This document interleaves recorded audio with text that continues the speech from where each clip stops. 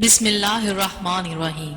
حضرت ابو ہریرہ رضی اللہ تعالی عنہ فرماتے ہیں، حضور علی کا فرمان ہے کہ قیامت اس وقت تک قائم نہ ہوگی جب تک دریائے فرات سونا نہ اگل دے، یعنی دریائے فرات سے سونے کا پہاڑ نہ نکل آئے۔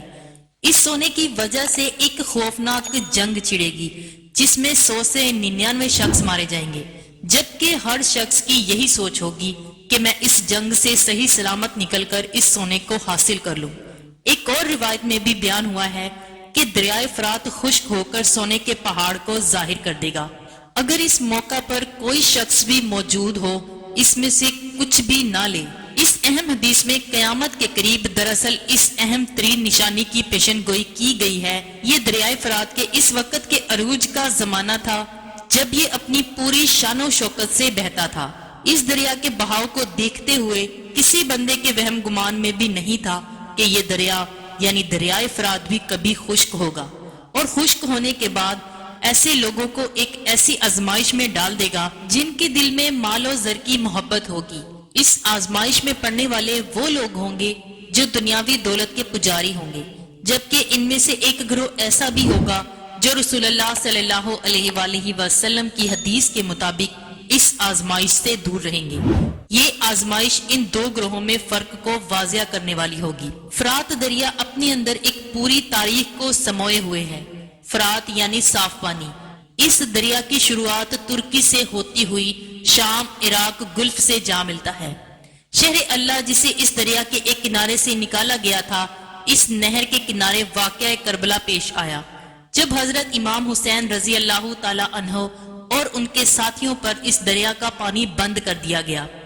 یہی وجہ ہے کہ اس دریا کے متعلق اسلامی تاریخ و روایات میں معتد جگہ پر ذکر بیان ہوا۔ کلومیٹر لمبائی کے ساتھ دریائے فرات ترکی سے شروع ہوتا ہوا عراق و شام سے گزرتا ہے۔ دریائے دجلہ جس کے بارے میں کہا جاتا ہے کہ اس دریا کے ذریعے انسان نے ذرات کی ابتدا کی تھی، ان دونوں دریاؤں کا میلاد پرشین گلف میں ایک دوسرے سے جا ملتا ہے، جسے شتول عرب کہا جاتا ہے۔ اس دریا کو ایران و عراق کا بارڈر بھی کہا جاتا ہے۔ اس زمین کو بحر الطرین بھی کہا جاتا ہے، جس کی سرسبز رنگین ہونے کی وجہ فرات و دجلہ دریا ہے۔ اس سرزمین میں بہت سے شہروں نے ترقی بھی کی، کیونکہ ایک وقت میں یہ سرزمین انسانی تہذیب کا مین مرکز تھی۔ بابل کی قدیم دارالخلافہ کی بنیاد اس دریا کے کنارے سے رکھی گئی ہے۔ بعض روایتوں میں دریائے فرات کے پانی کو پارک و فضیات میں بیان کیا گیا ہے۔ اس دریا کے پانی میں جنت کا پانی شامل ہے، جو 7ویں آسمان پر موجود سدرۃ المنتہا کی جڑوں سے نکل کر اس دریا میں شامل ہوتا ہے۔ بہرحال اس بات کو آج سائنس کے دور میں بھی ثابت کرنا مشکل ہے کہ یہ پانی 7ویں آسمان میں موجود بیری کے درخت کی جڑوں سے کیسے نکل کر اس دریا میں شامل ہو رہا ہے۔ اس بارے میں مالک کائنات ہی بہتر جانتا ہے۔ حال ہی میں شائع ہونے والے دریائے فرات کے پانی کی مقدار کو جانچنے والے پلیئر کی تصویر کو سوشل میڈیا پر بہت پذیرائی ملی، جس میں دریائے فرات کے پانی کو خشک ہونے کی طرف اشارہ کرتے ہوئے سوشل میڈیا پر مختلف رائے شروع ہو چکی ہے۔ کچھ لوگوں کے مطابق اس دریا سے ملنے والے تیل کو سمجھانے کے لیے سونے سے مشابہت دی گئی ہے، اور کچھ کا خیال ہے کہ بیچ سے دریا سے نکلنے والا سونے کا پہاڑ دریافت کر لیا گیا ہے۔ جون 2022 میں اس خبر نے اس وقت پوری دنیا میں شہرت حاصل کر لی جب کہا گیا عراق میں دجلہ کے کنارے 30,000 سالہ پرانی ایک بستی دریافت ہوئی ہے۔ اس پر ریسرچ کرنے والی ماہر اثاثہ قدیم کی ٹیم کا کہنا ہے کہ اس بستی کا دورانیہ 1475 تک رہا، جسے ایک آنے والے شدید زلزلے نے زمین بوز کر ڈالا۔ 1275 دنیا کا سب سے پہلا اور قدیم شہر، جسے میسوپوٹیمیا بھی کہا جاتا ہے، یہ بابل کا قدیم شہر تھا، جو اب کھنڈرات میں تبدیل ہو چکا ہے۔ 2 لاکھ سے زیادہ آبادی رکھنے والا یہ شہر بغداد سے 100 کلومیٹر کی دوری پر دریائے فرات کے کنارے آباد ہونے والا یہ انسانی تاریخ کا پہلا شہر تھا۔ اس شہر کا تذکرہ 4000 سال قبل مسیحی کی تحریروں میں بھی کیا گیا۔ دنیا میں جب پہلے قتل کا واقعہ یعنی بابل اور حابیل کا پیش آیا، اس وقت تورات کے مطابق حضرت آدم علیہ السلام بابل عراق کے علاقوں میں ہی رہتے تھے۔ حابیل کو قتل کرنے کے بعد قابل اپنے اہل و عیال کے ساتھ بابل کے پہاڑوں میں جا چھپا جس سے اس جگہ کا نام بابل پڑ گیا، اور بابل کے معنی ہے جدائی۔ حضرت ادریس علیہ السلام کے دور نبوت میں قابیل کی اولادوں نے بہت فساد برپا کر رکھا تھا، اور قابیل کی اولادوں نے پہاڑ سے نیچے اتر کر بھی فساد برپا کرنا شروع کر دیا تھا۔ ان فسادی لوگوں کے ساتھ اس شر نے اپنے ساتھ ایک نیک لوگوں کو بھی شامل کر لیا جو فسادی نہ تھے، مگر حالات کی وجہ سے انہیں گروہ میں شامل ہونا پڑا۔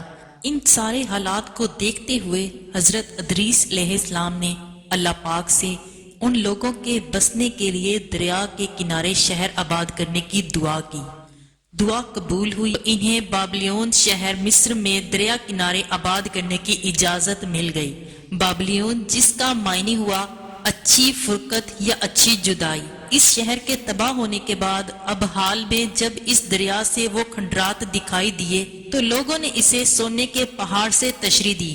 اس پہاڑ اور رسول اللہ کی بتائی گئی حدیث مبارکہ کا آپس میں کوئی تعلق نہیں۔ ہاں یہ الگ بات ہے کہ یہ ایک اہم کھوج ہو سکتی ہے جسے ماہرین سونے کے پہاڑ سے تشریح دیتے ہیں۔ دریائے فرات میں پانی کی سطح کم ہونے کی ایک وجہ بننے والے یہ ڈیم بھی ہو سکتے ہیں جو کہ ترکیہ اور شام سے زیادہ تعداد میں بنا رکھے ہیں۔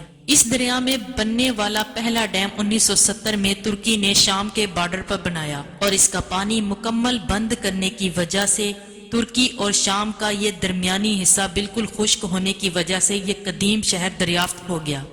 کیونکہ بابل شہر قدیم ثقافتوں کا مرکز تھا، بعض لوگوں کے مطابق اس علاقے میں خزانہ موجود ہو سکتا ہے، جیسا کہ دریافت ہونے والی قدیم بستیوں سے خزانے کے آثار نمودار ہو چکے ہیں، اور کرب جوار میں بسنے والے لوگ ان چھوٹی چھوٹی چٹانوں سے اس خزانے کو نکالا کرتے تھے، مگر یہ چھوٹی چھوٹی چٹانیں بھی آنے والے زلزلے کی وجہ سے دریا کے نیچے دفن ہو گئیں۔ آج بھی ان چھوٹی چھوٹی چٹانوں کو ڈھونڈ کر دریائے فرات سے خزانے کو نکالا جاتا ہے، جسے بنیاد بنا کر اس پیشن گوئی کو ثابت کرنے کی کوشش کی جاتی ہے، مگر حقیقت تو یہ ہے کہ اب تک دریائے فرات سے وافر مقدار میں کوئی خزانہ یا سونے کی کثیر مقدار نہیں نکلی۔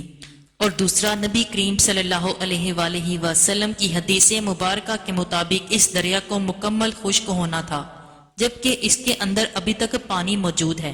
بطور مسلمان ہمارا اس بات پر یقین ہے کہ دریا خشک ہو جانے کے بعد تو ممکن ہے کہ یہ خزانہ انسانوں کو مل جائے یا خود خدا اسے ظاہر فرما دے۔